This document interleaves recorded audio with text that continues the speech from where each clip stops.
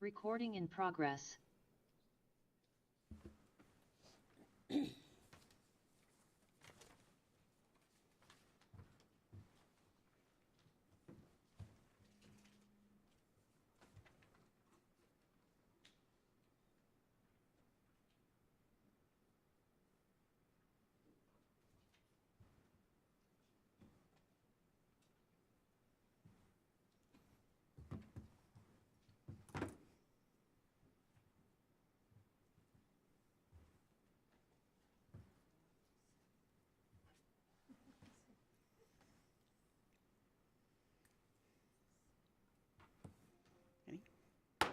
Good evening. We will call the Auburn City Council meeting for Monday, April 21st, 2025 to order, and we will begin with a land acknowledgement.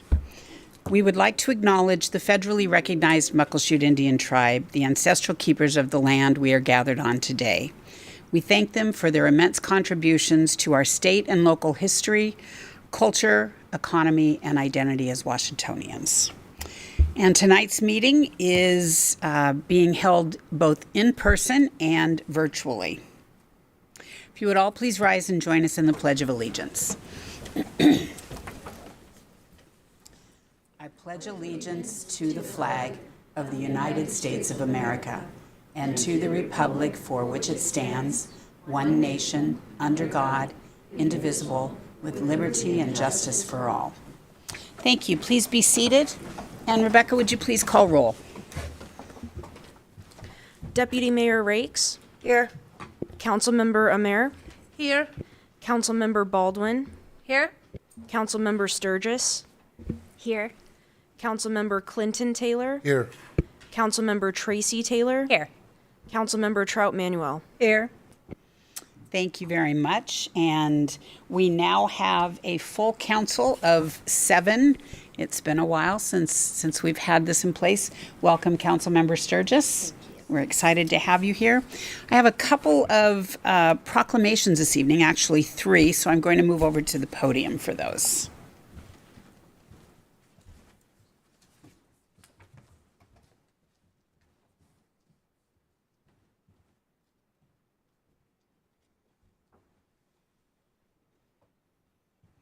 And the first one this evening is for Earth Day and Clean Sweep.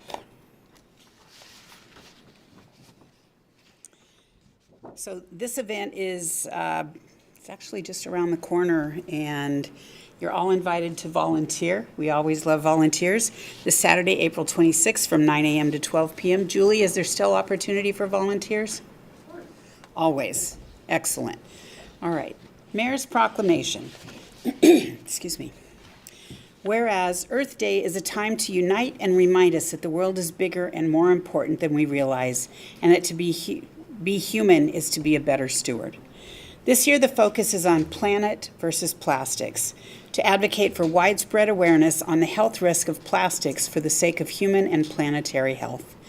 And whereas the City of Auburn first observed Earth Day in 2014 and has since observed Earth Day each year since by conducting environmental enhancement projects as part of a citywide Clean Sweep event. And whereas Earth Day and Clean Sweep are annual reminders of the constant need for outdoor and environmental learning, stewardship, local engagement, and achievement through sustainable community action. And whereas the City of Auburn recognizes the natural environment as the foundation of a healthy society and a strong economy, and continues to confront environmental challenges that require us to recognize our role in the protection and restoration of our planet Earth. Now, therefore, I, Nancy Backus, Mayor of the City of Auburn, do hereby proclaim April 22nd, 2025 as Earth Day and Clean Sweep, and call upon us all as residents of Auburn to find ways to create a more sustainable community in raising awareness and inspiring change. Together, we can create a healthier planet and a brighter future. Dated this 21st day of April, 2025. And next is National Therapy Animal Day, and I'm going to invite Marjorie Riggs and Willow, registered pet partners, up to join me.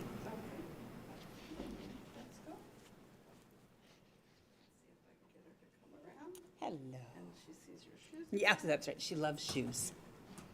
You're gonna sit. Good girl. Welcome to you both. Thank you. So, Mayor's Proclamation.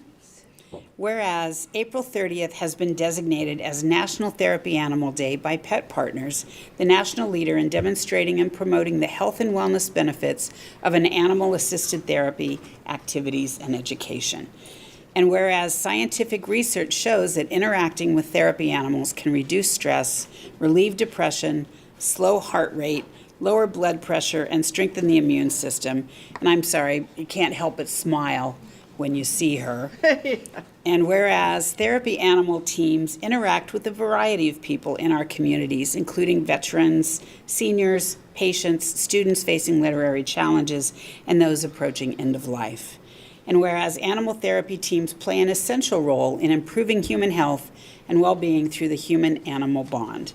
And whereas these exceptional therapy animals who partner with their human companions bring comfort and healing to those in need.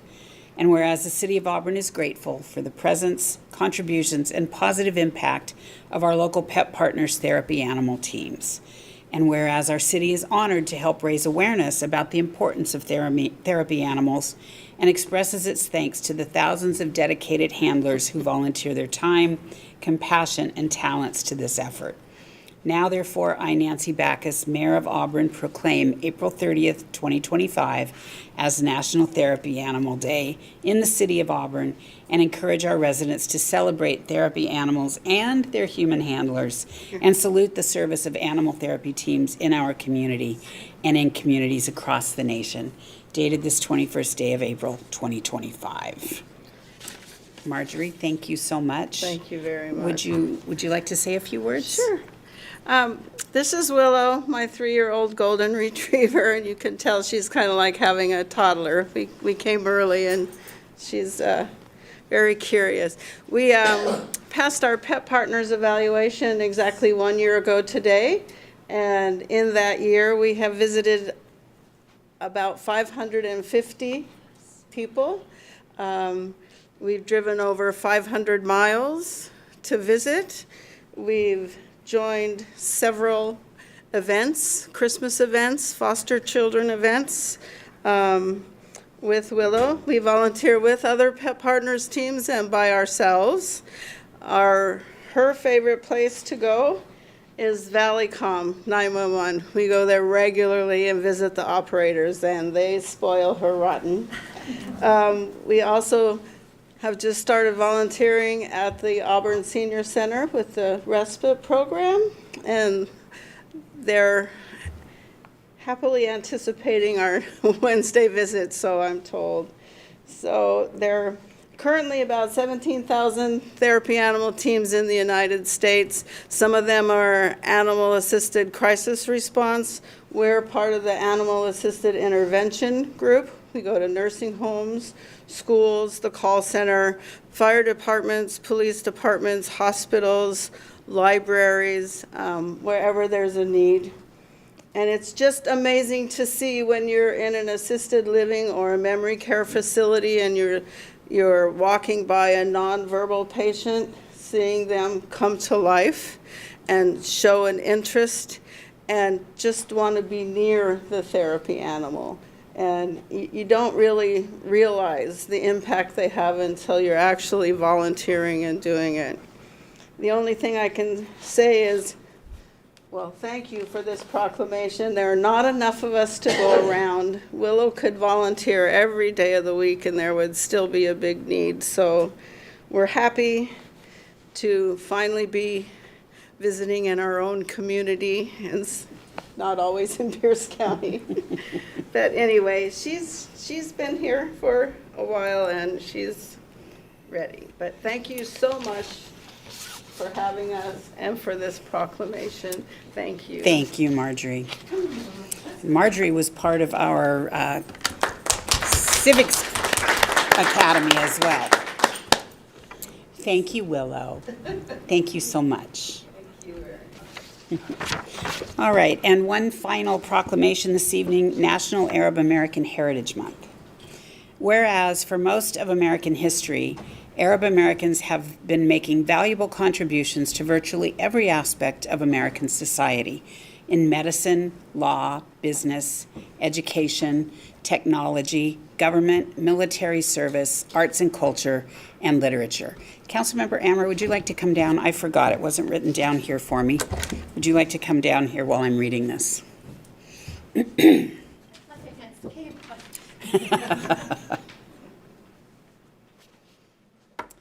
Whereas, since migrating to America, men and women of Arab descent have shared their rich culture and traditions with neighbors and friends while showing respect for other cultures and traditions and setting admirable examples as engaged residents and public servants.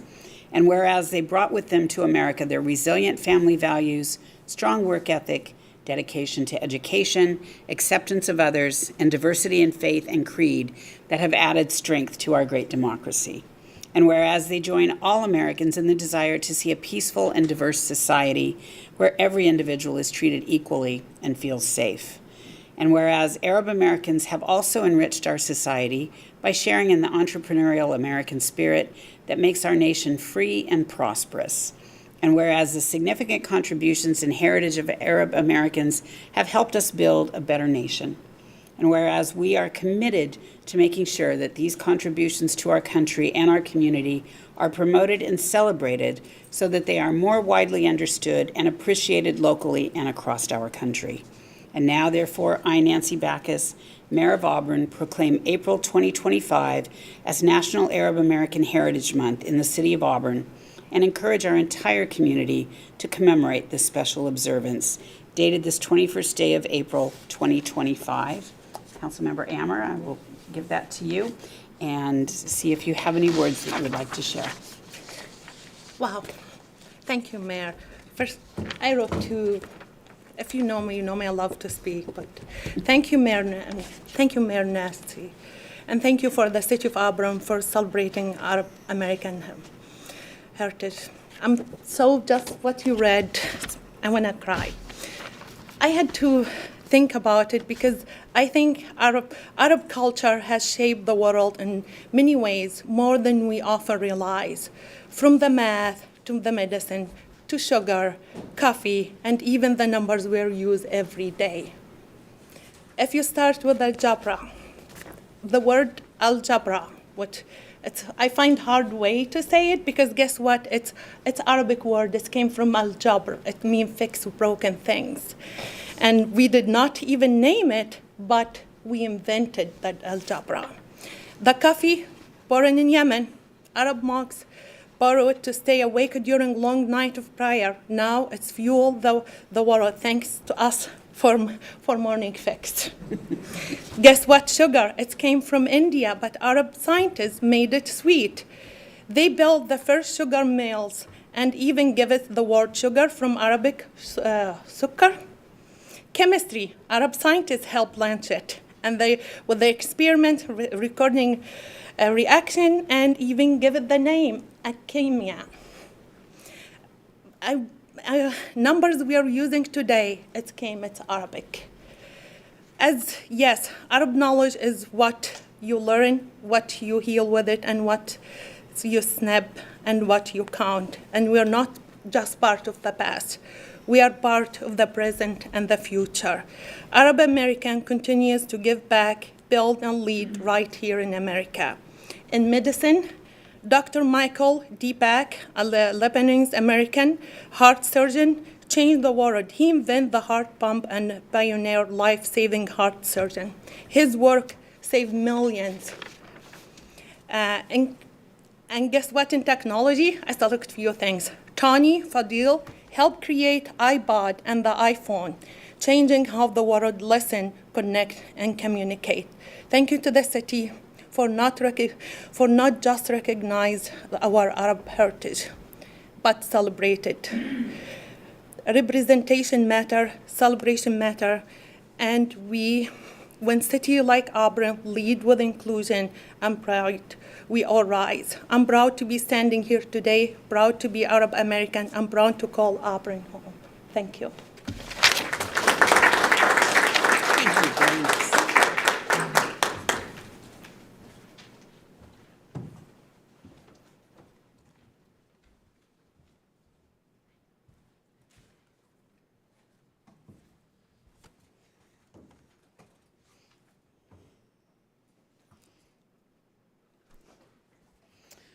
All right, Rebecca, do we have any agenda modifications this evening? Yes, Your Honor. An updated PowerPoint presentation for Resolution Number 5812 was provided to Mayor and Council prior to tonight's meeting.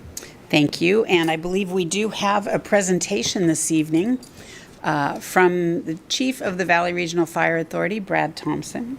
Brad, would you like to come up to, or Chief, would you like to come up to the podium? Yes, yeah, if it's okay with you, Mayor, actually, Michelle Ford, who's the King County EMS Director, will lead us through the slides. Excellent. Welcome, Michelle. Oh, thank you.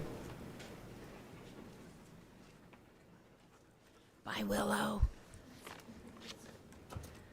So, do I just, Oh, we'll get it set up for you here. Great.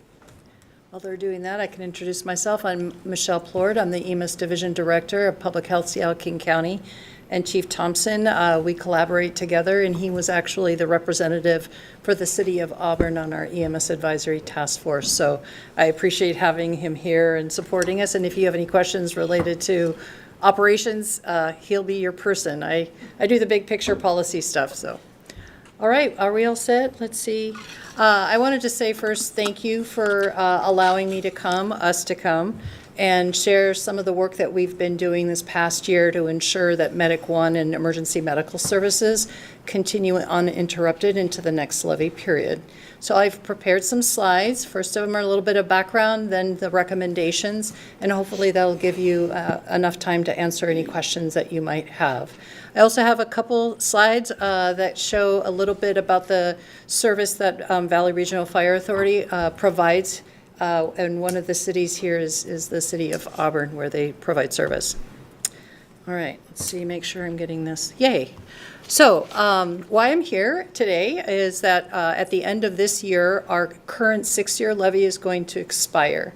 And so that prompted regional elected officials to come together and say, well, what are the programmatic needs and what are the funding needs that we're going to have into the next levy period, and make sure that we have that continuity of service provided to everyone in King County.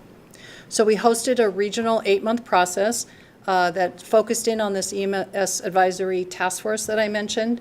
And they came to consensus and debated all the issues that needed to be debated and put it into a recommendation package, which I'll share with you in a few slide decks, though. The thing I really liked about this process is, number one, the representation of that task force is across the entire county. So there was a great spread. It didn't include everybody, no, but it included people representing different areas in the region.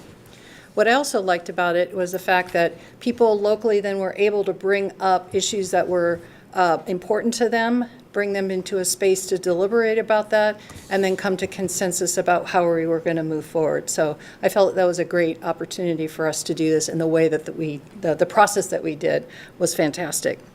One of the key things, and why I'm here specifically in the city of Auburn and before you, is that there's a requirement by a state requirement that any levy that we want to put on the ballot needs to be reviewed by all cities under over 50,000, and Auburn is certainly one of those.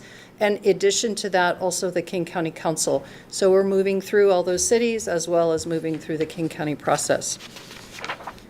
So just to give you a little bit of background and run through these slides quickly so you can get on to the rest of your business. But what is Medic One? Just as a reminder, some people may not know exactly what it is, but every time you call 911 for a medical emergency, you're accessing the system I'm talking about. And so what are some of the things that that we serve? Over 2.3 million people. We go on a call about on average every 2 minutes. In 2024, we responded to over 255,000 calls. That's a lot for this region. And in 2023, the survival rate for cardiac arrest was 51%. To give you an idea of what this means, this is a gold standard. This is the standard that we look at, and it measures our system. And what does it mean in terms of our region? Well, we are 2 to 3 times higher than other jurisdictions in the nation. And that means a lot to us. And so we know that our system is working well, that our partners are coming together and doing the work that needs to be done at the highest caliber. So what are the statistics for for VRFA. The Valley Regional Fire Authority serves the cities of Auburn, Pacific, and Algona, in addition to unincorporated areas. They serve approximately 99,000 people, and in 2024 responded to over 16,000 calls with an average response time of 6.76 minutes. And their survival in 2023, which is the most recent that we have, is 48%. It can vary from year to year because the numbers are smaller, and so but we're really proud of the fact that we work as a region and get the statistics that we're sharing with you today. So what happens when you dial 911? Well, whenever you're having a medical emergency, you dial that number and you're going to get connected to a telecommunicator, and there's 4 of them in the region. And they're going to ask you a standard set of questions. And the reason that those are standardized is because we want to have that same practice across the region. And they're trying to decide 2 things, whether EMTs or the BLS, basic life support layer of the system, is going to be activated, which normally is, or whether, more importantly, if there is a life-threatening situation, of which then they're going to add our paramedics. Now, our paramedics get over 2,500 hours of training up at Harborview. They operate under the School of Medicine at the University of Washington, and that constitutes what we call our tiered system, because we want to concentrate our paramedics on the cases that they need to, not just sort of put them out there and go on every call. And that way, for example, if you are having a surgery, you want to have the person who does that specific surgery and not somebody who does everything. And so that's part of the formula that we have created in this region, and we believe it's why we are doing so well in our outcomes. There's another way I like to look at it, not just statistics, but the feel of our system. Why do we believe that our system is working so well? Just as a caveat, we regularly get visitors from all over the country and all over the world who come here and say, how do you do it? What are the things that you do? And if they ask me, that I would say these things. Number one, that we all come together. There are 23 different fire departments that operate here, 4 different comm centers independently operating, lots of different hospitals, all sorts of different entities that come together, and yet we come and we work together and we figure out our problems. And that's one of the things that I really appreciate about our partnerships here. We also use this tiered system, like I mentioned, and when we calibrate the words that the telecommunicators use, we've used that based on medicine and science. We don't just sort of make it up and say we're going to adjust this because it feels good. We actually use our data and science to figure it out. The other piece is that we believe and are equity-driven, that every single person in this county who calls us is going to get that same high level of care, no matter what their background is, how they show up, that we're going to provide that care to them. And then also, we use innovative strategies. So when I talk about looking at how medicine and science is incorporated into our system, we do studies, we do pilots, we ask questions, we test our medicines, we test our protocols, we test things that with innovative people coming in and working on our system and listening to the suggestions that they make. And then finally, we're funded by an EMS levy. I've been in the EMS division for a while. I've seen the economy go up and down, and an EMS levy got the resiliency in it that allows us to get through the tough times, but also support us during the good times. Just as a caveat before I get into the details of our recommendations, there are some things that we were looking at in the background that we were focused on and making sure that we develop the best programmatic and financial plans. And number one is, it's hard to see in here, sorry about that, is that this is a population growth slide, and we have 2.3 million people here. That's a growth of about 28% or 18%. Can't even see my own notes. 18% in the last 10 years. And you can also see in this map, it is really variable across our county. There's some pockets of where it's a lot of growth, and you can see in Auburn there's some growth in there. You're probably feeling it. Now, population doesn't always correlate 100% with call volumes, but it is associated. And so I include this slide to show you how population is growing. And then the dark blue line on the top is our BLS or EMT response rates. And then the red line on the bottom is our paramedic calls. And you can see the numbers are really different, and that's what the product of our tiered system, where our paramedics only go on the life-threatening calls. Now you can see that there's a dip in 2020. We had that experience during that first year of COVID. But the thing what I wanted to point your eye to is how rapidly we recovered in terms of call volumes right after that. Now, luckily, the numbers are starting to plateau, and we're really pleased with that, starting to stabilize. One of the other things I wanted to share with you is that we monitor also response times. And during that same period of time when our calls were going up, where we had COVID, that you can see our response times were very stable, both for our paramedic program or advanced life support on the left, but also for our basic life support. And that is a sign of the resiliency and the capacity within our system and the great work that our partners are doing out in the field. One of the other things that we were tracking on is our two factors. One is our increasing diversity, both in people, both in the community and the increase of where's the population growing, and it's mostly diverse communities. On the right-hand side, you can also see that we were tracking also the number of residents who didn't speak English at home. So we wanted to make sure that we were providing the best service to the people that are in our community, and this is one of the factors that we looked at. And then, of course, the multilingualism also has disparate impacts in our community, and you can see that in our map. So we kept these things in mind as we were developing our programs. So getting to the strategic plan, there's a couple things that we needed to do. Number one is look at our programmatic needs, identify those, make sure we had a financial plan that supported those programs, and then also provide sufficient reserves. It's hard to project out 6 years in advance. With the data we have, it's often up to 8 years in advance. And so we wanted to make sure we have reserves so that we can accommodate that variability. And then finally, recommend a levy length, a levy rate, and the ballot timing.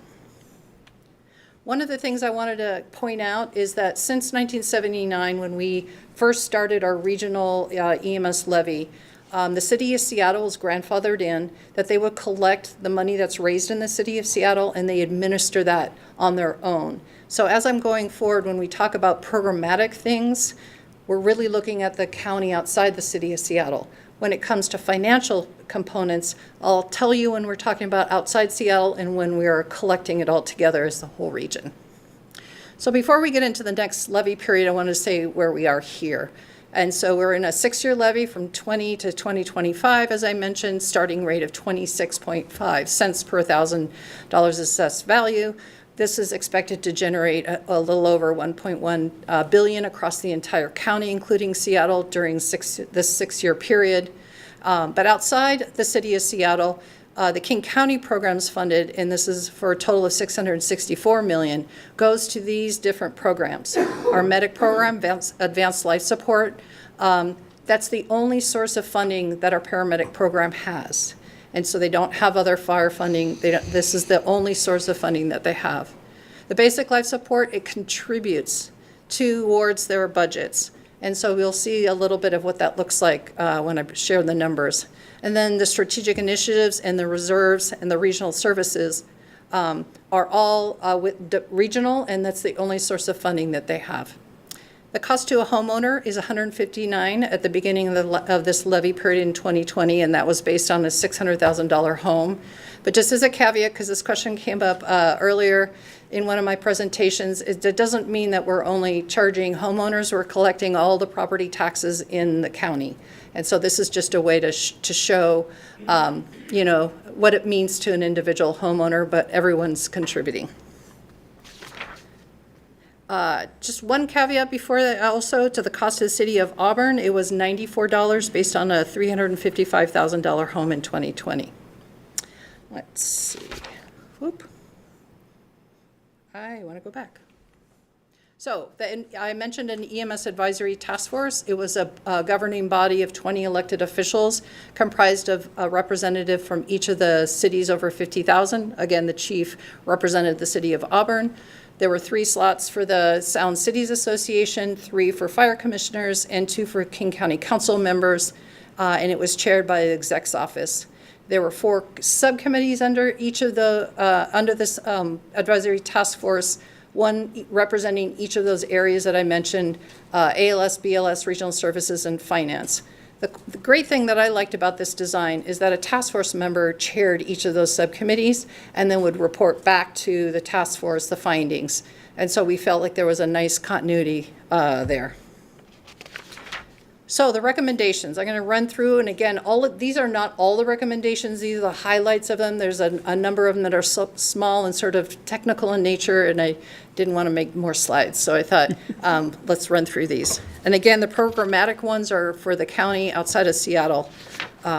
So the ALS subcommittee recommendations were to continue using an ALS allocation with an inflation of CPI-W +1. They also wanted to include a placeholder. As you notice, there was a population growth going on, but right now we have capacity, but we don't know what's going to happen in the next levy period. So we're putting a placeholder in to make sure that we have resources available should we need them. We also had that in this levy period. We did not use it, and so you'll see the impact of not having that in our financial plan. So continuing to use reserves and contingencies to cover any costs that fall outside this allocation. The BLS subcommittee also had some recommendations. They wanted to increase the BLS funding by $5 million starting in the first year. It's going to be split between $3 million to your base allocation, but also there's something called Mobile Integrated Health, or MIH, which has been instituted in the last couple levy periods to help reduce the impacts on fire departments. They go out without a need to come back to to answer to other emergency calls, so they have the time to go out and work with folks and connect them to the services in the community, and it's been a really popular program.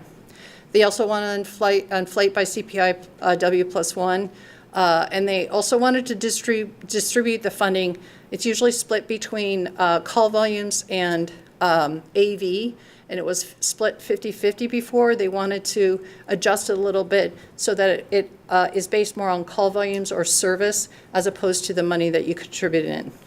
And then the final one is that the King County Fire Chiefs Association has 2 subcommittees, and they want to, they put a petition forward to continue supporting mental wellness for first responders and also equity inclusion efforts, and the BLS subcommittee wanted to support them. Then there's the Regional Services Strategic Initiative and Subcommittee, and they also wanted to continue all delivering the programs that are current. Covers EMT training, medical direction, collection of data and analysis on our systems, community programs out in the field. They also wanted to enhance a couple programs. One particularly is expanding of the initial EMT program. There's incredible demand for staffing right now. It's pretty much across every sector, and in the fire service, it's the same thing. So we're expanding the number of training and the support to that. And then secondarily, we're also wanting to renew the telephone referral program, which is taking the low acuity calls off and sending them over to a nurse line. And so they wanted to support in the expansion of that. And then the final recommendation was to look at, maintain and support the strategic initiatives. There are 2 that are existing. One is a community-based partnership called ECHO, which goes out into the community and connects with leaders in the community about things that we could be doing differently or better. There's also another one that was continued, which is a data systems improvement, which is looking at data integration across different sectors. And then the final one, which is a new one, was looking at supporting technical improvements for emergency medical dispatch. So when you wrap all these together, you can see that I like the pie chart that shows you the relative weight of all the funding. So the gray area is the advanced life support, and again, that's the only source they have. Second to that is basic life support, regional services, and strategic initiatives. And the table shows the dollar amounts for a 6-year period, and that totals $919 million for the 6-year period. The portion that Valley Regional Fire Authority is going to get, in comparison in 2025, they got $1.69 million, of which $272K was to the MIH program. And then in 2026, it's estimated that they'll get a little over $2 million, of which $404 is going to go to the MIH program. So the last subcommittee was the finance one. They pulled all of the costs together and then looked at those costs and then said they wanted to do two things. The first thing is to do a risk analysis, because again, we're projecting both inflation and AV and things like that out into the future, and they wanted to be able to then say, okay, here's our risks, and this is what the reserve levels need to be in order to mitigate those risks. So some of the drivers, of course, the beginning assessed value is going to be a driver for revenues. New construction is the split between CDL and King County, that balance, we project that out. And then the amount of reserves that we carry forward from this levy period is also a factor in what our revenues look like. For expenditures and reserves, the number of units that we have, the cost per unit, what our cost escalators are, our inflation, our inflators, and the add of any new services and funding, and then of course what our reserves and contingencies are going to look like. So this is a little bit hard. Hopefully you can see on your copy. I didn't change it, but the county Office of Economic and Financial Analysis did this risk analysis, and they focused in on 4 factors. The first one was the AV, the risk in AV coming, low or really low compared to what we projected, looking at new construction, looking at the Seattle split, and then also inflation. And you can see on an individual basis what their high and lows were, the range that they had. But the biggest thing is down at the bottom is the cumulative range, which is tiny little print, but it says 31.8 million to 76.9 million. So I want you to keep that in mind when I jump to a couple slides, because that's the range of the risk analysis. All right, I'm almost done, getting close. So this is if you put the whole package together, and I'm going to go a little out of order because it tells a better story. So number 1, our carry forward for 2020 to 2025, this levy period. And remember I mentioned that we didn't use that medic unit. We didn't put it in place because we didn't need it. So that reserve and a number of other things that we had cost savings, we were able to carry forward $64.4 million in reserves to help contribute to this levy period, or this coming levy period.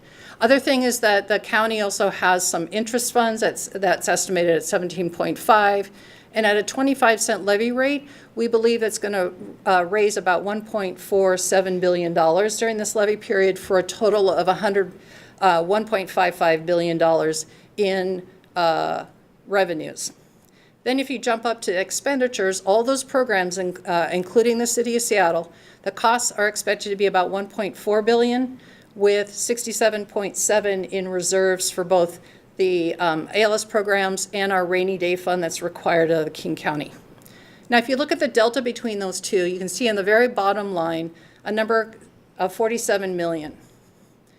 Now, the reason I point that out is because that kind of falls right in the middle of that range I was talking about in terms of risk. And so the Finance Committee said, we like this financial plan, we like the reserves that we have, and it fits right in the middle. One caveat that I want to share with you is that we are receiving some information now from our March forecast. And it's, as you're feeling as well, there's variability in our economies these days. And so we can still fit within that range, but we're going to wait for the July forecast to see if things stable out a little bit. So I just wanted to put that on your radar for now, but the Office of Economic and Financial Analysis believes that we can still fit within the 25-cent levy rate at this time.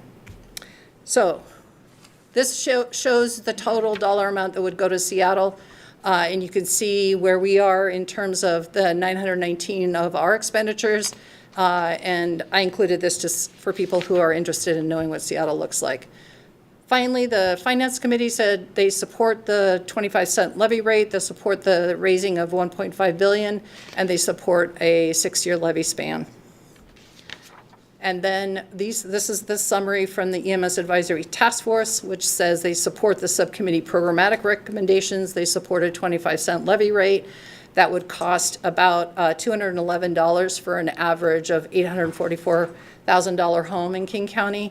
The length they supported was a 6-year one that would cover 2026 to 2031. And they also supported a general election of November 2025. Phew, that's it. So I'm here to answer any questions you might have. Council, any questions? Councilmember Baldwin.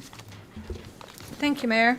I think it's maybe not so much a question, but perhaps more of a comment, which is if we're looking at that $200+ amount, I think that'd rough out to just under $20 a month that a household would be looking at. So if you're considering that by week, you're looking at maybe $5 a week, or, you know, what you might pay for a cup of coffee, to make sure that if anyone in your household, in your family, or loved ones or visitors, you know, need that service, that you've just upped their chance of surviving.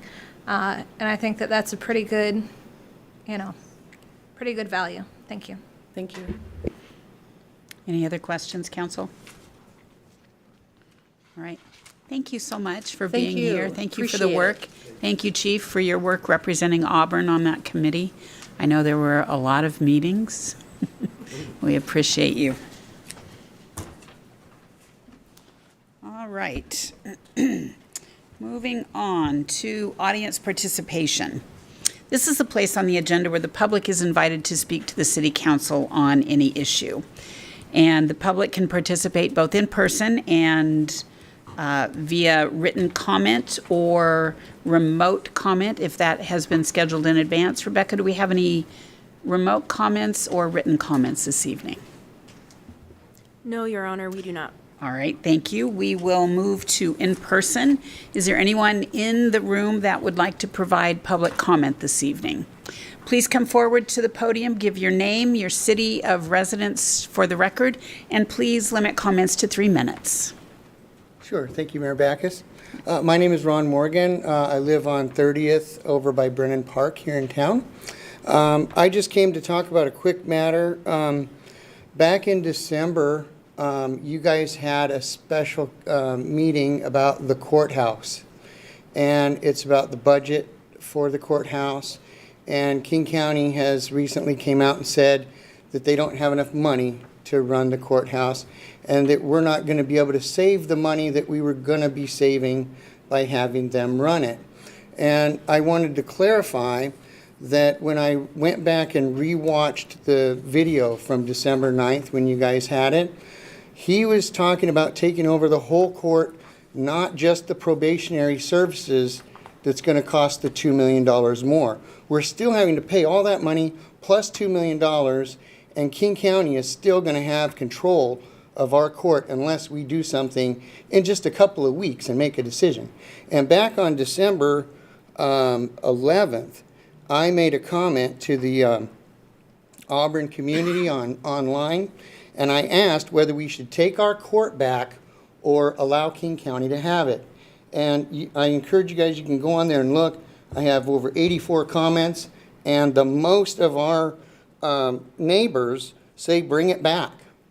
I mean, I can go bring the court back to Auburn. We have armed guards in our stores. King County courts are not working. And one of the things that I've heard over and over again is that King County ties our hands and doesn't allow us to prosecute certain crimes or do certain things.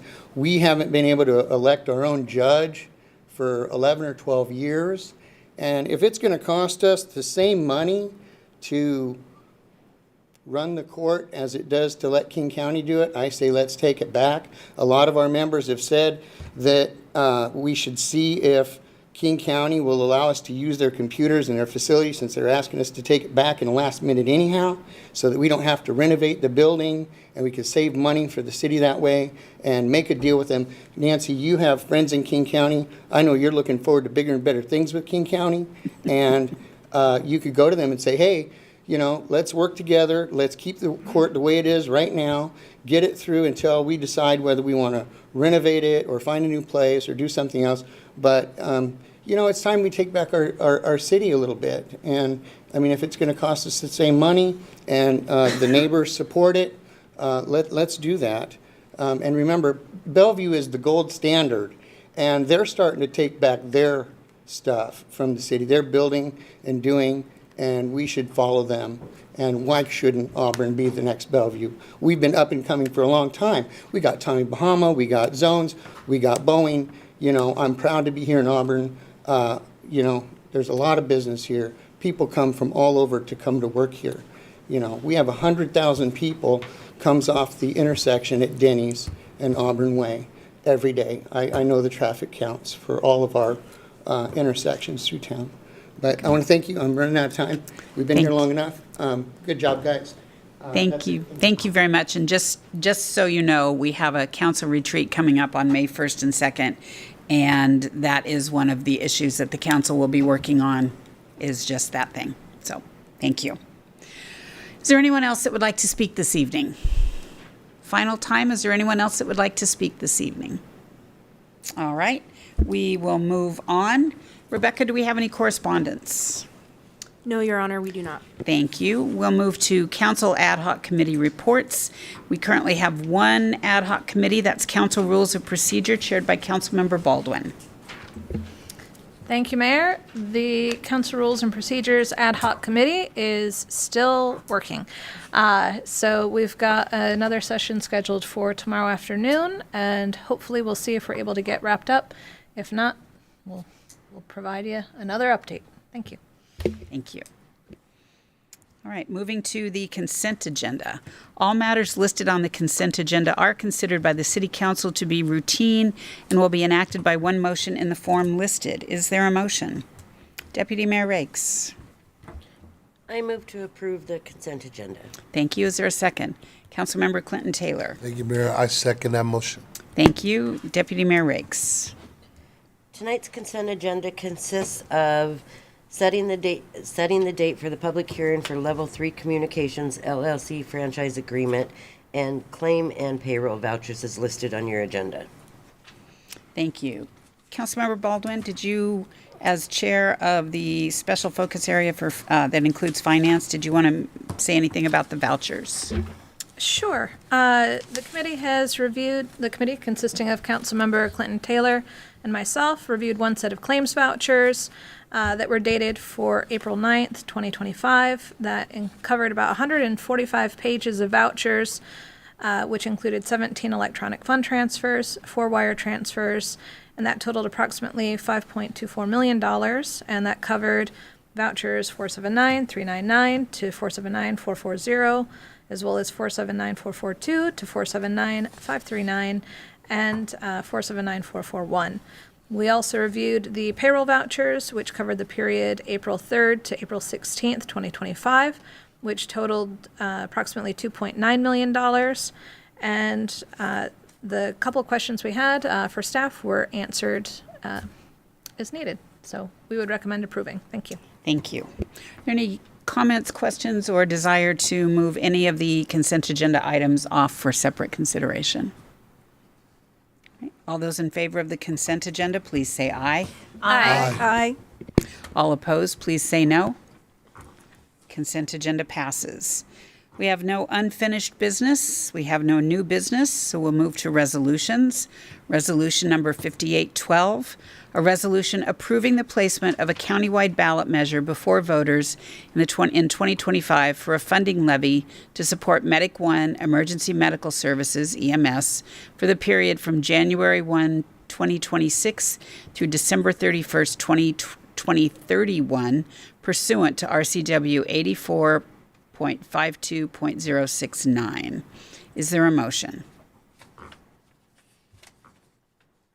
Councilmember Baldwin. Thank you, Mayor. I would move to approve the placement of a countywide ballot measure before voters in 2025 for a funding levy to support Medic One. Just the resolution itself to begin with. Sure, sorry. It's long Monday. I agree. I would move to approve resolution 5812. Thank you. Is there a second? Councilmember Ammer. I second. Thank you. Councilmember Baldwin, would you like to explain? Well, I think I gave my comments earlier. But this is one of those things where it can feel like just, one more person coming asking for money at a time when everybody is a little bit strapped. But the value that we all get from this in our homes, in our communities, this is how we look out for each other. This is how we make sure that people have a chance when emergencies happen. And I think it's something that we should put forward. Thank you. Thank you. Taryn, I have a question for you. Do we need to provide opportunity for opposition since council is going to be supporting a ballot measure? For some reason, that's striking me as something that we've done in the past. If you want to foot this for a moment, I can get you the answer to that question. Okay. But I need a moment to confirm. Okay. How about I'll just ask before we do the vote. Is there anyone in the room that would like to provide comment in opposition to resolution number 5812, which is council's support of the countywide ballot measure for funding Medic One emergency medical services? Is there anyone that would like to comment in opposition to the city of Auburn supporting the Medic One emergency medical services ballot measure? All right. Council, are there any comments? We have a motion and a second. Are there any comments? All those in favor of resolution number 5812, please say aye. Aye. All opposed, please say no. Resolution 5812 passes. Sorry to put you on the spot like that. For some reason, I'm just recalling that we don't support ballot measures very often, but No problem. And it doesn't appear that for what you are doing here that it's required, but because you have done it, you've just provided an extra opportunity. So Great. There should not be an issue. thank you. All right, resolution number 5819, and thank you for your work on this ballot measure, and thank you for coming to present to us this evening. Thank you. All right, resolution number 5819, a resolution designating the person serving in the position of the sanitary sewer engineer and person serving in the position of the utilities engineering manager as representatives to serve on the Metropolitan Water Pollution Abatement Advisory Committee. Is there a motion? Councilmember Tracy Taylor. I move to adopt Resolution 5819, but I love the long explanation, so thank you. Yeah, well, I was trying to remember, is this MUPAC? This is MUPAC. All right, is there a second? Deputy Mayor Riggs. I'll second that. Thank you. Councilmember Tracy Taylor. Thank you, Mayor. This committee is formed of the agencies that deliver wastewater to the King County sewer system for treatment and advises King County on wastewater issues impacting our customers and shares information. The city has been and continues to be an active member of this committee and in this resolution will identify the city's representative and alternate to serve on the committee consistent with RCW 35.58.210. Thank you. Thank you. Are there any questions or comments? All those in favor of resolution number 5819, please say aye. Aye. All opposed, please say no. Resolution number 5819 passes. Resolution number 5822, a resolution authorizing the mayor to execute and administer agreements accepting supplemental grant funds from the Washington State Department of Transportation and Federal Highway Administration for 3 projects. 1, Auburn Way South widening, Hemlock Street Southeast to Poplar Street Southeast. 2, First Street Northeast Northwest and North Division Street pedestrian improvements. And 3, A Street Southeast preservation, 37th Street Southeast to Lakeland Hills Way. Is there a motion? Councilmember Tracy Taylor. Thank you, Mayor. I move to adopt Resolution 5819, please. Thank you. Is there a second? Councilmember Ammer. I second, Mayor. Thank you. Councilmember Tracy Taylor. Did we say 5819? 5822. Oh, sorry. I think I misspoke and I said 5819. So I will say 5822. So thank As you. a friendly amendment. Yes, definitely. Hold on just a moment here. Okay, this resolution authorizes the mayor to enter into agreement to accept and utilize supplemental FHWA grant funds for 3 separate projects in the amounts of $2,449,913 for Auburn Way South widening, that's Hemlock Street to Poplar Street, for $6,500 for the First Street Northeast, Northwest, and North Division Street pedestrian improvements, and $660,650 for A Street Southeast preservation, and that's 37th Street Southeast to Lakeland Hills Way. Thank you. Questions or comments from council? Councilmember Baldwin.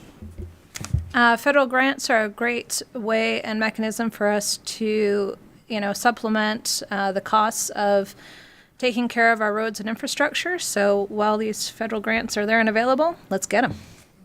Agreed. Our team does a great job of securing as many grants as possible that make sense to secure. Not all grants are worth the time and effort that it takes to report on the dollars. All right. Are there any other comments or questions? All those in favor of resolution number 5822, please say aye. Aye. All opposed, please say no. Resolution number 5822 passes. Resolution number 5823, a resolution approving the lodging tax grant disbursements recommended by the Auburn Lodging Tax Advisory Committee and authorizing the mayor to execute agreements between the City of Auburn and Flight Club Foundation, the City of Auburn and Emerald Downs Racing LLC, and the City of Auburn Parks and Recreation Department, Parks Arts and Recreation Department, for the purpose of tourism, marketing, and hotel rooms for tourism events. Is there a motion? Councilmember Tracy Taylor.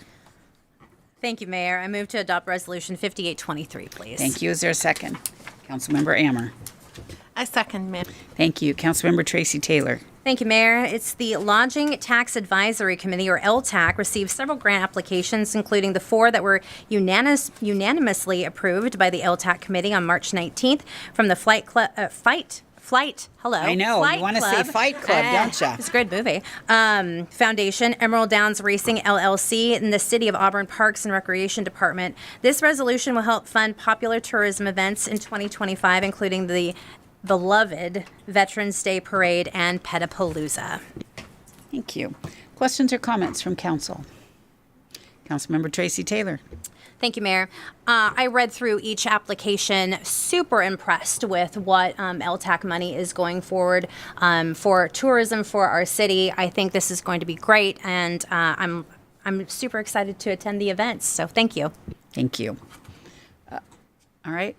All those in favor of resolution number 5823, please say aye. Aye. All opposed, please say no. Resolution number 5823 passes. Resolution number 5824, a resolution authorizing the mayor to execute on behalf of the city a purchase and sale agreement for commercial property owned by Wells Fargo Bank, N.A.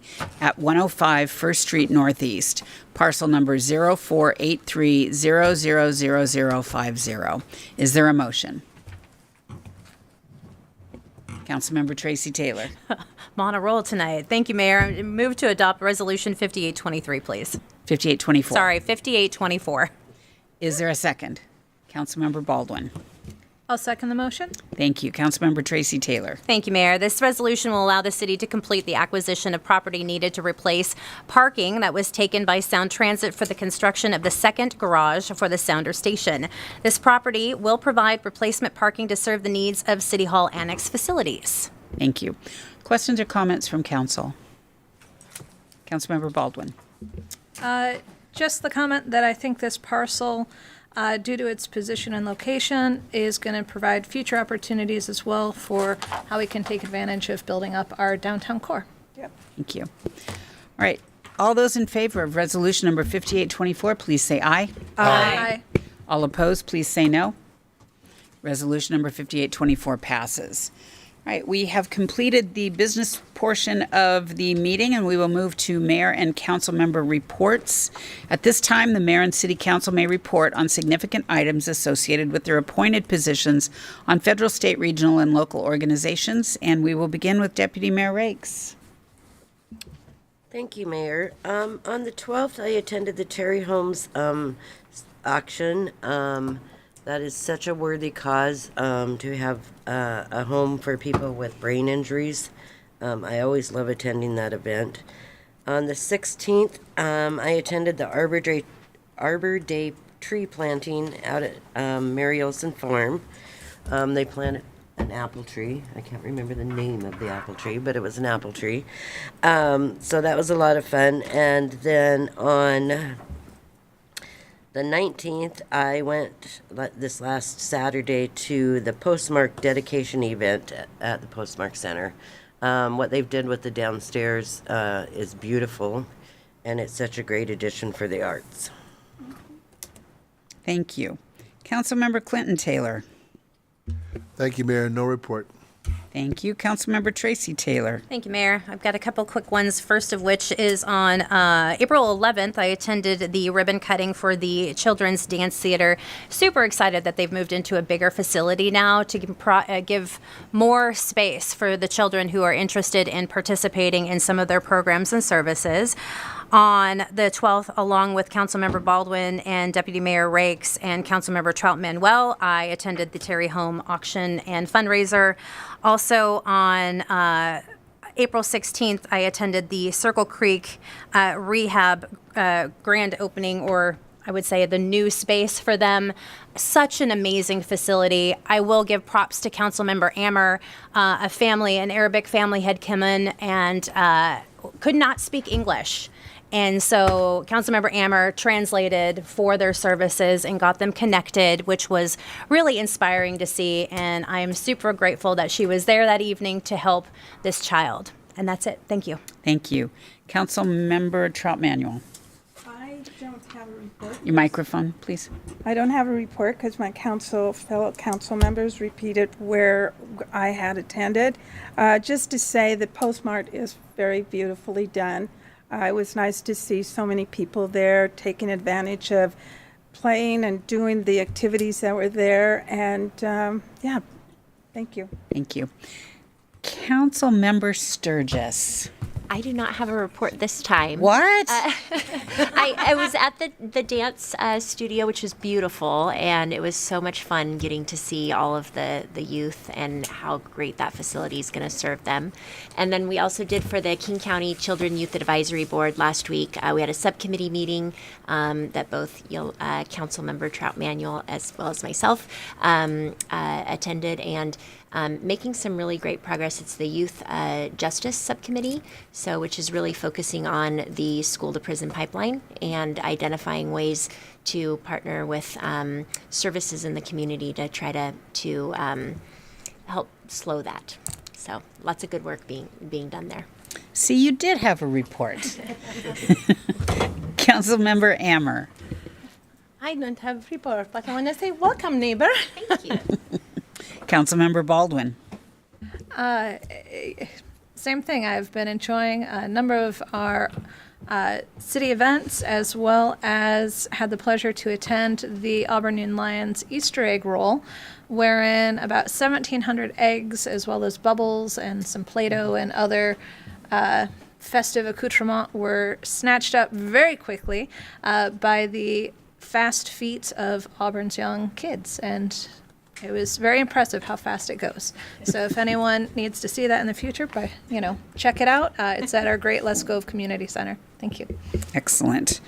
All right, a few items. On Friday, April 11th, I was up in Redmond for a good portion of the day at the Together Center for the King County Regional Homelessness Authority board retreat. The board has been revamped. One board was removed, and so the structure of the KCRHA board has been changed.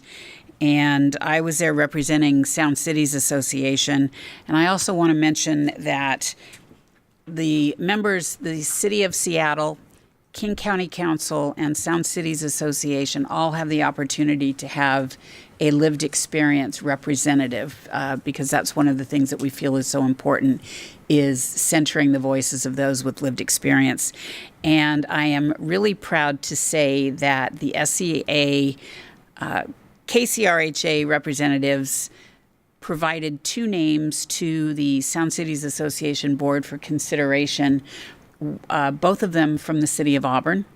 And Kent Hay was selected to be SCA's representative for lived experience on the King County Regional Homelessness Authority Board. So very thankful for that steady voice to be representing Sound Cities Association. And that evening, I rushed in Friday night traffic from the east side to get to the Children's Dance Theater ribbon cutting. Congratulations to Stephanie Cox and her team for a beautiful job in revamping that entire portion of the building. And I think it was one of the largest ribbon cuttings we'd been to until Circle Creek Therapy just a few days later. So it's very encouraging to see all of the people coming out that are receiving services or their children are learning how to dance and learning social skills, life skills through dance. So I want to say thank you to Stephanie for that. On the 13th, I was up in Lakeland at Evergreen Parks for a spring back-to-school free haircuts that was taking place up there. It was a great event. I think at the end of the time together, they did about 60 to 70 haircuts. Kids were loving it. There were bouncy houses. There was a food truck. It was a great opportunity for people in this community to come together for a fun event. And then on Monday the 14th, we had our quarterly meeting our team did with Master Builders Association of King and Snohomish County. It's an opportunity for us to come together to discuss the issues of significance for all of us. Whether it's the builders and the developers or it's the city talking about legislation that has taken place over the course of the last few years in Olympia and how that impacts the legislation that you support here and what that does to building opportunities. So always appreciate that opportunity to come together. I'm going to tell you, we don't always agree on everything, but it is a great opportunity to understand the perspective from each other and how do we move forward in those areas where we can agree. And on Wednesday the 16th, the planting of a Tompkins King apple tree out at Mary Olson Farm. I always appreciate it when they give us a tree that I can pronounce. And then that evening, the ribbon cutting at Circle Creek Therapy. Kudos to owners Courtney and Stephen Doherty, because not only do they have a great new facility here in the city of Auburn, they also received a small business award, and they are now going to fly to Washington, D.C. as they are entered in the national competition. So amazing work that's being done here in Auburn. And on the Friday the 18th, I attended the Pierce County elected leadership group. We are forming a homelessness coalition in Pierce County, doing work that may be similar to King County Regional Homelessness Authority, but it will be the Pierce County version of that. And we will meet 4 more times. Kent Hay is also our staff representative on that. And then later that afternoon, it was the South King Housing and Homeless Partners, or SKIP, monthly board meeting. And council, you will be receiving a presentation, and I believe to vote on at an upcoming council meeting, the 26 work plan and budget. On the Saturday the 19th, I attended up at Bridges, our newest neighbors in Auburn. They had an Easter egg hunt, maybe not 1,700 eggs, but they had a significant amount of eggs up there, and it's always great to see that community come out and come together. And I welcome them all on into Auburn once again. They've been with us for about a year and a half now, so exciting to see what's going on up there. And then attended the lower level postmark dedication, and kudos, Julie, to you and to Thaniel, Allison, Jim, and the entire team for more outstanding work. And thank you, I think, to For Culture and to Representatives Stearns and Robertsons for their contributions for that building. It's an excellent building. And I think that's it. We have no need for an executive or closed session this evening that I am aware of. No? All right, we are adjourned. Thank you.